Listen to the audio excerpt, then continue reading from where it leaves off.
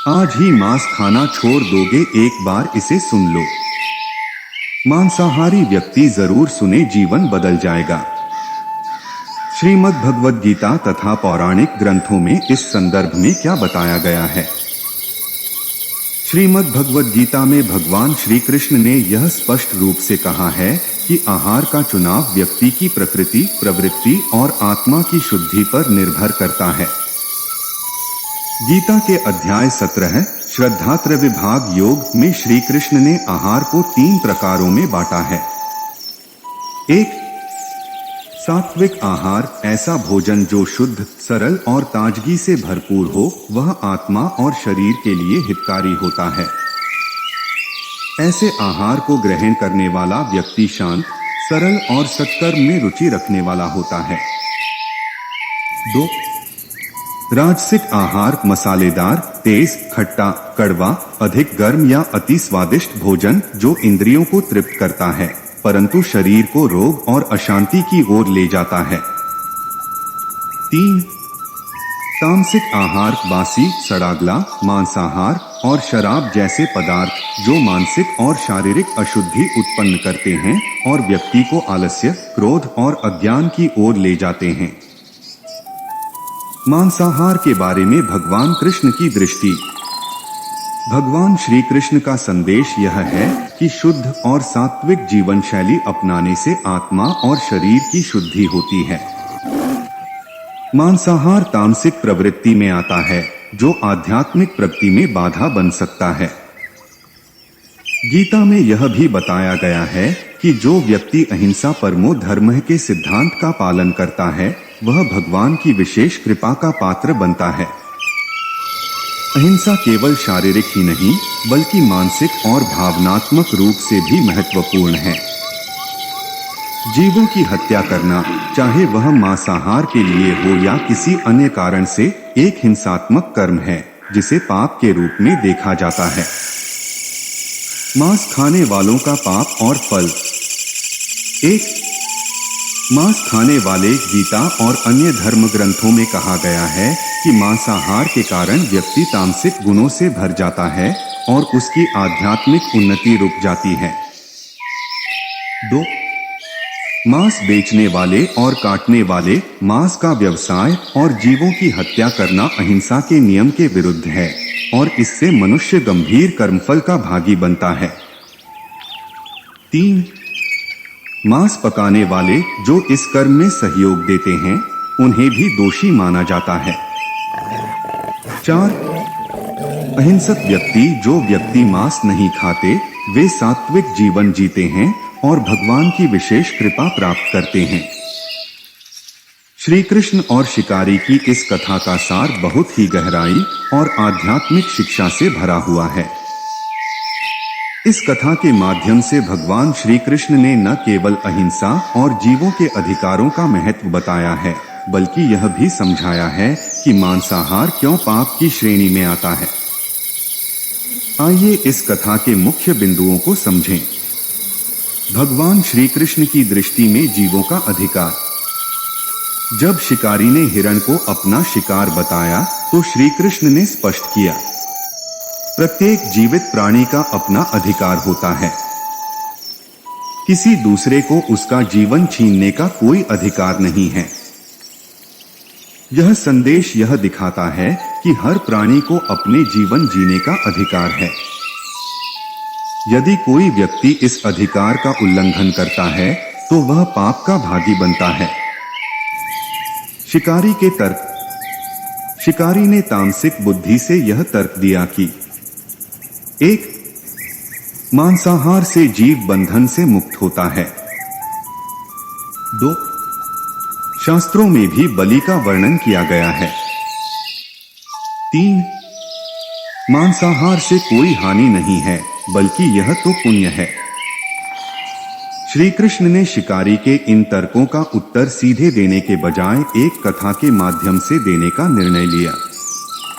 ऐसा इसलिए क्योंकि तामसिक प्रवृत्ति के व्यक्ति को सत्य सीधे बताने पर वह उसे ग्रहण नहीं कर पाता। श्री कृष्ण की कथा का उद्देश्य।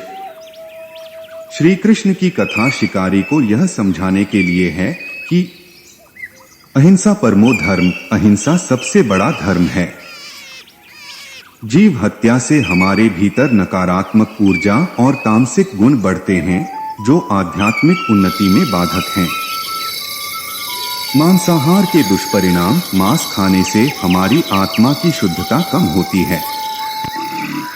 यह केवल शारीरिक सुख प्रदान करता है, लेकिन मन और आत्मा को दूषित करता है।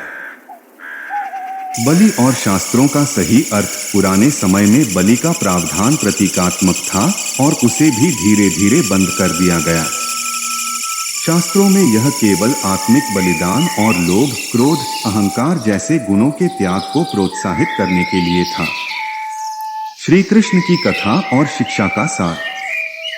भगवान श्री कृष्ण ने शिकारी को यह सिखाने की कोशिश की कि 1.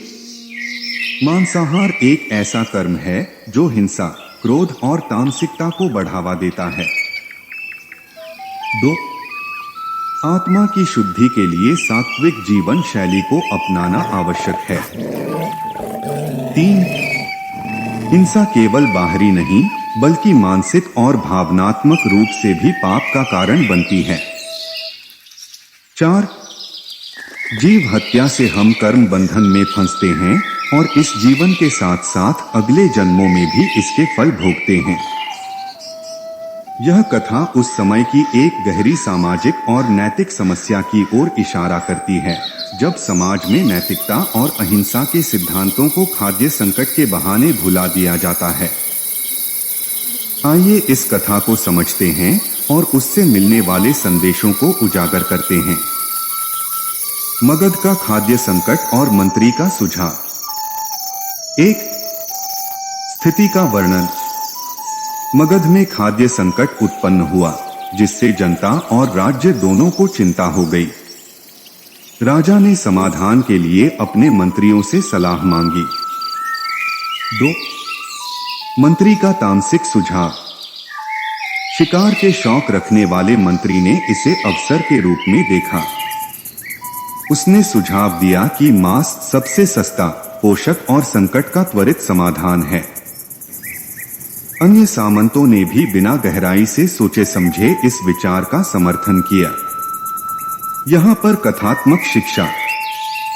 इस कथा का उद्देश्य यह दिखाना है कि संकट के समय सही और नैतिक निर्णय लेना अत्यंत महत्वपूर्ण है। मंत्री और सामंतों ने समस्या को हल करने के नाम पर एक हिंसात्मक और तामसिक समाधान को चुना, जो निम्नलिखित समस्याओं की ओर इशारा करता है। 1. तामसिक प्रवृत्ति का बढ़ावा। मंत्री का सुझाव हिंसा को प्रोत्साहित करता है, जो समाज में नैतिक मूल्यों को नष्ट कर सकता है। 2. अल्पकालिक समाधान। शिकार को खाद्य संकट का हल मानना एक अल्पकालिक और अस्थायी समाधान है, क्योंकि यह समस्या को जड़ से समाप्त नहीं करता। प्रकृति का संतुलन बिगाड़कर यह दीर्घकालिक संकट को जन्म दे सकता है। 3. प्राकृतिक और नैतिकता के खिलाफ। जीव हत्या और मांसाहार समाज में तामसिकता को बढ़ावा देते हैं। इसके परिणामस्वरूप मानसिक और सामाजिक अशांति उत्पन्न हो सकती है। कहावत और शिक्षा का मेल। कहावत बंदर क्या जाने अदरक का स्वाद यहाँ पर इस बात का प्रतीक है कि जो लोग नैतिकता और अहिंसा की गहराई को नहीं समझते, वे अपने लाभ के लिए गलत रास्ता चुन लेते हैं। मंत्री और सामंत अहिंसा परमो धर्म की गहराई को नहीं समझ पाए। वे अल्पकालिक और तामसिक समाधान को ही श्रेष्ठ मान बैठे। कथा का नीतिपरक संदेश। 1.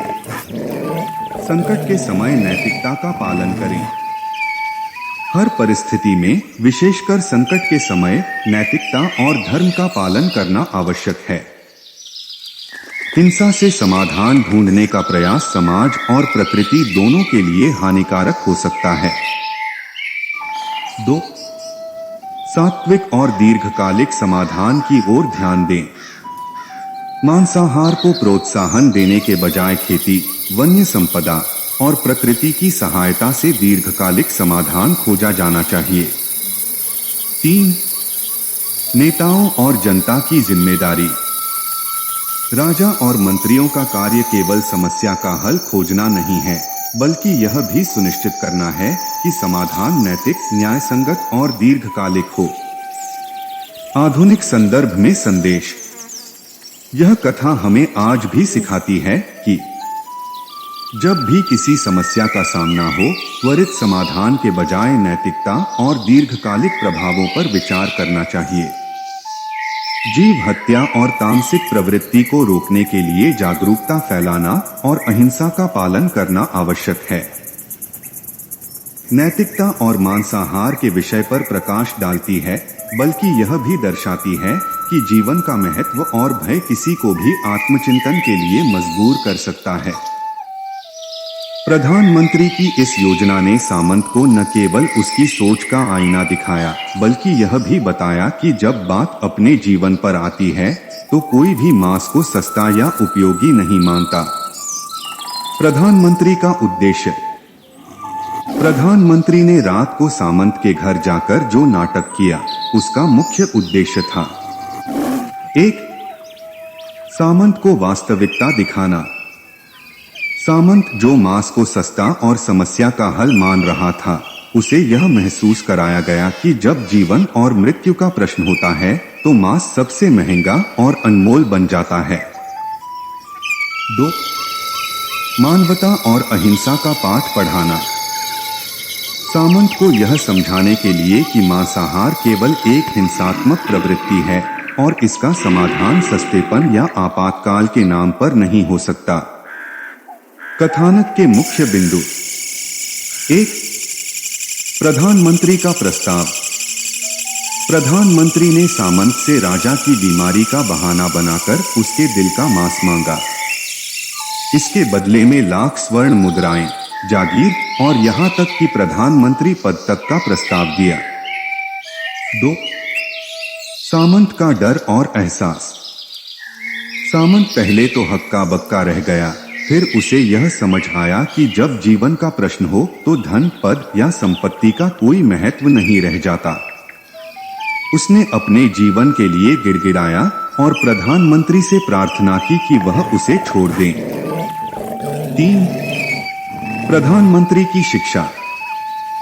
प्रधानमंत्री ने सामंत को मानसिक और भावनात्मक रूप से इतना झकझोरा कि वह अपनी सोच बदलने पर मजबूर हो गया।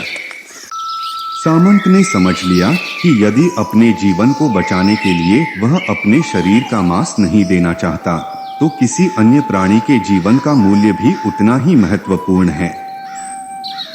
कथा से मिलने वाली शिक्षा। 1. प्रत्येक जीवन अनमोल है। इस कथा से स्पष्ट होता है कि हर जीव का अपना महत्व है। किसी भी प्राणी का जीवन उसके लिए उतना ही महत्वपूर्ण है जितना हमारा जीवन हमारे लिए है। 2. अहिंसा और करुणा का महत्व। मांसाहार को सस्ता और तामसिक समाधान मानना नैतिक और आध्यात्मिक दृष्टि से अनुचित है। हिंसा से समाधान ढूंढने की प्रवृत्ति मनुष्य को नैतिकता से दूर करती है। 3. आत्मचिंतन की आवश्यकता। प्रधानमंत्री ने सामंत को उसके जीवन के महत्व को समझने का अवसर दिया। जब सामंत ने अपनी जान के लिए गिड़गिड़ाया, तब उसे एहसास हुआ कि वह कितनी बड़ी गलती कर रहा था। आधुनिक संदर्भ में संदेश। यह कथा आज भी प्रासंगिक है, विशेष रूप से उन लोगों के लिए जो मांसाहार को केवल स्वाद या पोषण का साधन मानते हैं। प्राणी अधिकार और पर्यावरण। मांसाहार से केवल प्राणियों की हत्या ही नहीं होती, बल्कि पर्यावरण और प्राकृतिक संतुलन पर भी गहरा प्रभाव पड़ता है। जीवन का आदान प्रदान। हमें यह समझना चाहिए कि हर जीव का जीवन मूल्यवान है। जैसा हम अपने लिए चाहते हैं, वैसा ही दूसरे प्राणी के लिए भी सोचें। करुणा और नैतिकता का पालन। भोजन और अन्य संसाधनों के मामले में करुणा और नैतिकता को प्राथमिकता देनी चाहिए। प्रधानमंत्री की इस रणनीति ने न केवल सामंतों को मांसाहार की वास्तविकता का एहसास कराया, बल्कि यह भी स्पष्ट किया कि जब बात खुद के जीवन पर आती है तो सबसे बड़ा मूल्यवान तत्व जीवन ही होता है। यह कहानी मांसाहार और अहिंसा की गहरी नैतिक शिक्षा देती है। आइए इसे विस्तार से समझें। कथानक का सारांश। 1. प्रधानमंत्री का सामंतों से मांस मांगने का नाटक। प्रधानमंत्री ने रात भर सामंतों के घर जाकर राजा के लिए हृदय का 2 तोला मांस मांगा। हर सामंत ने अपने जीवन की रक्षा के लिए लाखों स्वर्ण मुद्राएं देने का प्रस्ताव रखा, परंतु कोई भी अपने शरीर का मांस देने को तैयार नहीं हुआ। 2. सामंतों का डर और बेचैनी। सामंत इस भय में जी रहे थे कि कहीं प्रधानमंत्री उन्हें अपने जीवन का बलिदान देने के लिए मजबूर न कर दें। हर सामंत को अपने जीवन का मूल्य समझ में आया और उसने अपनी सुरक्षा के लिए धन देकर समस्या से बचने की कोशिश की। 3. राज्यसभा में सुबह का घटनाक्रम। अगले दिन सामंत राज्यसभा में पहुंचे और देखा कि राजा पूरी तरह स्वस्थ और सामान्य थे। प्रधानमंत्री ने राजा के समक्ष 1 करोड़ स्वर्ण मुद्राएं रखीं और बताया कि यह धन सामंतों ने अपने प्राण बचाने के लिए दिया है। प्रधानमंत्री की शिक्षा। प्रधानमंत्री ने इस पूरे आयोजन के माध्यम से 2 महत्वपूर्ण संदेश दिए। 1. जीवन का महत्व। सामंत जो मांस को सबसे सस्ता और उपलब्ध खाद्य पदार्थ मान रहे थे, उन्हें यह समझ आया कि जब बात उनके अपने जीवन की होती है तो वे इसे सबसे अधिक मूल्यवान मानते हैं। किसी भी जीव का जीवन उसके लिए उतना ही महत्वपूर्ण है जितना हमारा जीवन हमारे लिए। 2. मांसाहार की असलियत। जब किसी अन्य प्राणी के जीवन को हल्के में लिया जाता है और उसे केवल मांस समझा जाता है तो यह अहंकार और अज्ञान का प्रतीक है। प्रधानमंत्री ने यह दिखाया कि मांस का मूल्य केवल खाने या बेचने में नहीं है, बल्कि यह एक जीवन का हिस्सा है। राजा और सामंतों के लिए संदेश। 1. राजा की भूमिका। राजा को यह समझाया गया कि संकट के समय नैतिकता और अहिंसा का मार्ग अपनाना चाहिए। राज्य की समस्याओं का समाधान हिंसा या जीव हत्या में नहीं है। 2. सामंतों की शिक्षा। सामंतों ने अपनी स्वयं की स्थिति को महसूस किया। जब वे अपने जीवन को बचाने के लिए तैयार नहीं थे तो उन्हें अन्य प्राणियों का जीवन लेने का भी कोई अधिकार नहीं है। कथा से मिलने वाले नैतिक मूल्य। 1. प्रत्येक जीवन की समानता। यह कथा स्पष्ट करती है कि चाहे वह राजा हो, सामंत हो या एक सामान्य प्राणी, हर जीवन का मूल्य समान है। किसी अन्य प्राणी को मारकर अपने लाभ के लिए उपयोग करना नैतिकता के खिलाफ है। 2. अहिंसा का महत्व। हिंसा से किसी भी समस्या का समाधान नहीं हो सकता।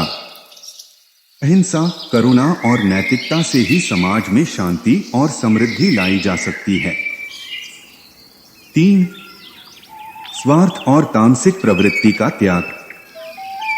जब स्वार्थ और तामसिकता हावी होती है तो व्यक्ति सही और गलत का भेद भूल जाता है। यह कथा सिखाती है कि स्वार्थ का त्याग करके दूसरों के जीवन का भी आदर करना चाहिए। आधुनिक संदर्भ में इस कथा का महत्व। 1. पर्यावरण और नैतिकता।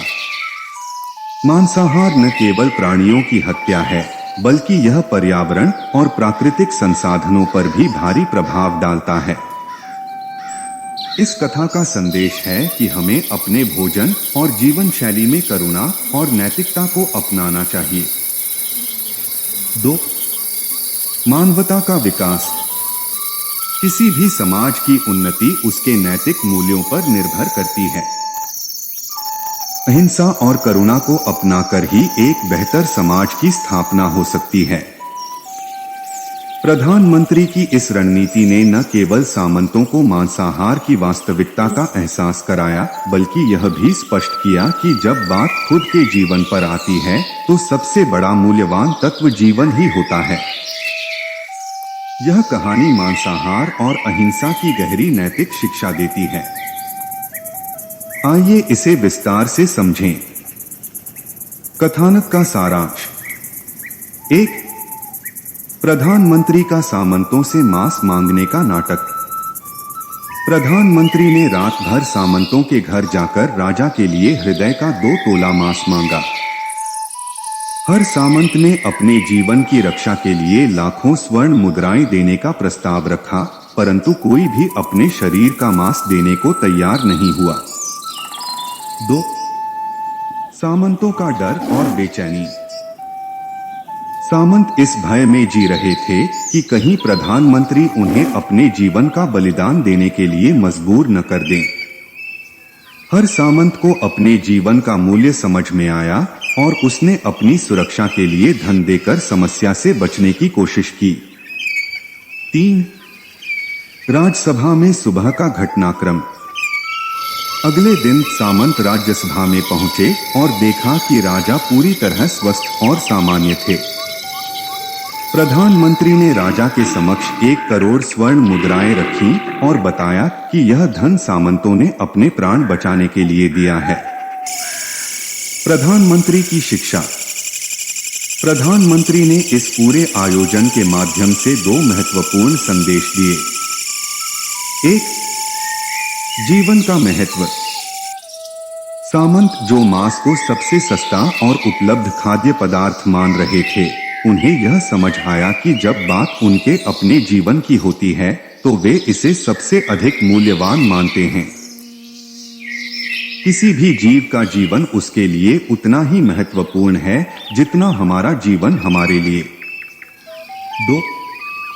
मांसाहार की असलियत। जब किसी अन्य प्राणी के जीवन को हल्के में लिया जाता है और उसे केवल मांस समझा जाता है तो यह अहंकार और अज्ञान का प्रतीक है। प्रधानमंत्री ने यह दिखाया कि मांस का मूल्य केवल खाने या बेचने में नहीं है, बल्कि यह एक जीवन का हिस्सा है। राजा और सामंतों के लिए संदेश। 1. राजा की भूमिका। राजा को यह समझाया गया कि संकट के समय नैतिकता और अहिंसा का मार्ग अपनाना चाहिए। राज्य की समस्याओं का समाधान हिंसा या जीव हत्या में नहीं है। 2. सामंतों की शिक्षा। सामंतों ने अपनी स्वयं की स्थिति को महसूस किया। जब वे अपने जीवन को बचाने के लिए तैयार नहीं थे तो उन्हें अन्य प्राणियों का जीवन लेने का भी कोई अधिकार नहीं है। कथा से मिलने वाले नैतिक मूल्य। 1. प्रत्येक जीवन की समानता। यह कथा स्पष्ट करती है कि चाहे वह राजा हो, सामंत हो या एक सामान्य प्राणी, हर जीवन का मूल्य समान है। किसी अन्य प्राणी को मारकर अपने लाभ के लिए उपयोग करना नैतिकता के खिलाफ है। 2. अहिंसा का महत्व। हिंसा से किसी भी समस्या का समाधान नहीं हो सकता। अहिंसा, करुणा और नैतिकता से ही समाज में शांति और समृद्धि लाई जा सकती है। 3. स्वार्थ और तामसिक प्रवृत्ति का त्याग। जब स्वार्थ और तामसिकता हावी होती है तो व्यक्ति सही और गलत का भेद भूल जाता है। यह कथा सिखाती है कि स्वार्थ का त्याग करके दूसरों के जीवन का भी आदर करना चाहिए। आधुनिक संदर्भ में इस कथा का महत्व। 1. पर्यावरण और नैतिकता। मांसाहार न केवल प्राणियों की हत्या है, बल्कि यह पर्यावरण और प्राकृतिक संसाधनों पर भी भारी प्रभाव डालता है। इस कथा का संदेश है कि हमें अपने भोजन और जीवन शैली में करुणा और नैतिकता को अपनाना चाहिए। 2. मानवता का विकास। किसी भी समाज की उन्नति उसके नैतिक मूल्यों पर निर्भर करती है। अहिंसा और करुणा को अपनाकर ही एक बेहतर समाज की स्थापना हो सकती है। भगवान श्री कृष्ण हमें गहरी नैतिक शिक्षा देना चाहते हैं। यहाँ कुछ प्रमुख संदेश हैं जिन्हें समझने और अपनाने की आवश्यकता है। जीवन का मूल्य और समानता। 1. हर जीवन मूल्यवान है। जैसे हमें अपना जीवन प्रिय है, वैसे ही हर प्राणी को अपना जीवन प्रिय होता है। किसी भी प्राणी को उसके जीवन से वंचित करना, चाहे वह भोजन के लिए हो या किसी अन्य कारण से, उसकी स्वतंत्रता का हनन है। 2. करुणा और सहअस्तित्व। जीवन का अर्थ केवल स्वयं का कल्याण करना नहीं, बल्कि दूसरों के जीवन को भी सम्मान देना है। करुणा और सहानुभूति ही मानवता के वास्तविक गुण हैं। अहिंसा और शांति का महत्व। 1. अहिंसा परम धर्म है। हिंसा, चाहे वह किसी भी रूप में हो, आत्मा को कलंकित करती है। अहिंसा को अपनाकर हम न केवल अपना बल्कि समस्त जीवों का कल्याण कर सकते हैं। 2. संसार बंधन से मुक्त करने का झूठा तर्क। यह सोचना कि किसी प्राणी की हत्या उसे संसार बंधन से मुक्त कर रही है, एक असत्य और अनैतिक तर्क है। अगर यह सही होता तो नरसंहार भी उचित ठहराया जा सकता था, जो कि पूरी तरह गलत है। सामाजिक और पर्यावरणीय दृष्टिकोण। 1. पौष्टिक और टिकाऊ समाधान। कथा से स्पष्ट है कि सब्जियों और अन्य पौष्टिक आहारों की खेती हिंसा मुक्त और पर्यावरण के अनुकूल समाधान है। यह न केवल समाज के स्वास्थ्य को बेहतर बनाता है, बल्कि संसाधनों का भी कुशल उपयोग करता है। 2. परिश्रम और सहयोग की शक्ति। जब प्रजा ने मिलकर श्रम किया और राजा ने अपनी दूरदृष्टि का उपयोग किया, तब संकट का समाधान संभव हुआ। यह संदेश देता है कि मेहनत और सहयोग से बड़ी समस्या को हल किया जा सकता है। आध्यात्मिक संदेश। 1. जीवों के प्रति संवेदनशीलता। हर प्राणी की पीड़ा को समझना और उनके जीवन का सम्मान करना आध्यात्मिकता का आधार है। अपने दिल से जानिए पराई दिल का हाल, यही सच्चा धर्म है। 2. जीवन का सार। भगवान श्री कृष्ण के विचार हमें यह सिखाते हैं कि जीवन की सच्ची खुशी करुणा, परिश्रम और प्रेम में है। हिंसा से न सुख मिलता है, न समाधान। इस कथा का गहरा नैतिक और आध्यात्मिक संदेश है, जिसमें भगवान श्री कृष्ण ने यह स्पष्ट किया है कि जीवन की रक्षा और सम्मान करना ही सच्चा धर्म है। जीव हत्या को संसार बंधन से मुक्त करने का तरीका मानने वाले विचार का खंडन करते हुए यह कथा करुणा, अहिंसा और आत्मज्ञान का महत्व सिखाती है। कथा का मुख्य संदेश। 1. जीवन का संघर्ष और उसकी महत्ता। हर जीव अपने जीवन को बचाने के लिए संघर्ष करता है। यदि जीवन केवल कष्ट है, तो जीव क्यों उसे बचाने की कोशिश करेगा? यह बताता है कि जीवन अनमोल है और इसे छीनना पाप है। 2. हिंसा और स्वार्थ। बर्बरता केवल मानव पर हिंसा तक सीमित नहीं है, वह हर उस कृत्य में है जहां किसी स्वार्थ के लिए निर्दोष प्राणियों की हत्या होती है। यह हमारे नैतिक और आध्यात्मिक पतन को दर्शाता है।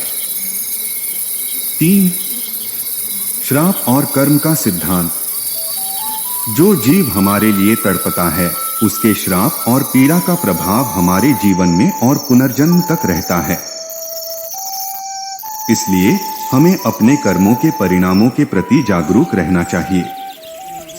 महानता का सच्चा अर्थ। 1. जीवन देने की महानता। सच्ची महानता जीवन लेने में नहीं बल्कि जीवन देने में है। जो व्यक्ति दूसरों के जीवन को बचाता है या बेहतर बनाता है वही वास्तव में महान कहलाता है। 2. शिकारी का आत्मज्ञान। जब शिकारी ने यह समझ लिया कि हर जीवन अनमोल है, उसने हिंसा का मार्ग त्याग दिया। उसका आत्मज्ञान हमें सिखाता है कि अहिंसा और करुणा को अपनाने से आत्मा की शुद्धि होती है। आध्यात्मिक और नैतिक दृष्टिकोण। 1. करुणा और अहिंसा। भगवान श्री कृष्ण का संदेश स्पष्ट है कि हर जीव का सम्मान और उसकी रक्षा करना हमारा कर्तव्य है। किसी भी परिस्थिति में हिंसा को उचित नहीं ठहराया जा सकता। 2. कर्म का चक्र। जो हम दूसरों के साथ करते हैं वह किसी न किसी रूप में हमारे पास वापस आता है। इसलिए हिंसा और हत्या के स्थान पर प्रेम, सहानुभूति और सेवा को अपनाना चाहिए।